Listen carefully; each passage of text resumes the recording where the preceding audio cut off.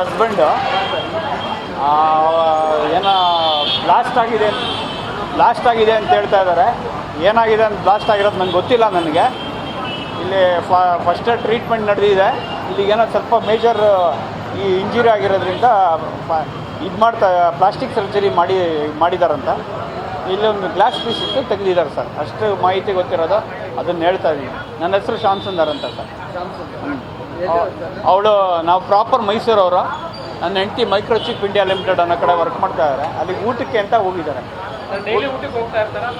Daily ಏನು ಹೋಗಿಲ್ಲ, ಇವತ್ತೇ ನಾವು ಹೋಗ್ಬೇಕು ಅಂತ ಹೋಗಿದ್ದಾರೆ. ಹೌದು, ಅವ್ರ ಕೊಲೀಗ್ ಜೊತೆ ನಾವು ಹೋಗಿರೋದು. ಬ್ಯಾಡ್ ಲಕ್ ಆ ಥರ ಆಗಿದೆ ಅಷ್ಟೇ. ಅವರೇ ಕೊಟ್ಟಿದ್ದು, ನನ್ನ ಹೆಂಡ್ತಿನೇ ಕೊಟ್ಟಿದ್ದು. ಹುಷಾರಾಗಿದ್ದಾರೆ. ಮಾತಾಡಿದ್ರು, ನಿಮ್ಮ ಜೊತೆ ಮಾತಾಡಿದ್ರು. ಅವ್ರ ಹತ್ರ ಕೈ ಬಳೆ ಉಂಗುರ ಎಲ್ಲ ತೆಕ್ಕೊಟ್ಟಿದ್ದಾರೆ, ಇಟ್ಕೊಳ್ಳಿ ಅಂತ ಹೇಳಿದ್ರು. ಏನು ಸರ್? 1 ಡೆಕೆಡಿಂದ ಮಾಡ್ತೀವಿ. 1 ಡೆಕೆಡ್ ಮೇಲೆ ಆಯಿತು. Finance account executive. ಅವ್ರ ಹಸ್ಬೆಂಡು ಏನೋ ಬ್ಲಾಸ್ಟ್ ಆಗಿದೆ ಅಂತ ಹೇಳ್ತಾ ಇದ್ದಾರೆ.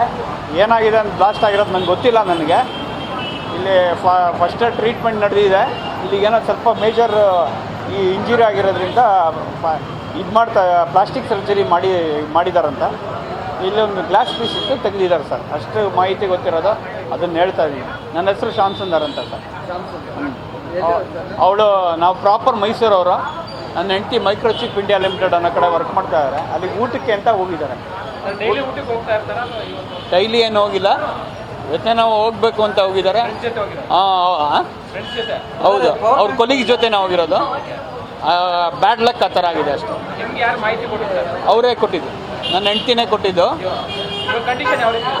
ಹುಷಾರಾಗಿದ್ದಾರೆ. ಮಾತಾಡಿದ್ರು, ನಿಮ್ಮ ಜೊತೆ ಮಾತಾಡಿದ್ರು. ಅವ್ರ ಹತ್ರ ಕೈ ಬಳೆ ಉಂಗುರ ಎಲ್ಲ ತೆಕ್ಕೊಟ್ಟಿದ್ದಾರೆ, ಇಟ್ಕೊಳ್ಳಿ ಅಂತ ಹೇಳಿದ್ರು. ಏನು ಸರ್?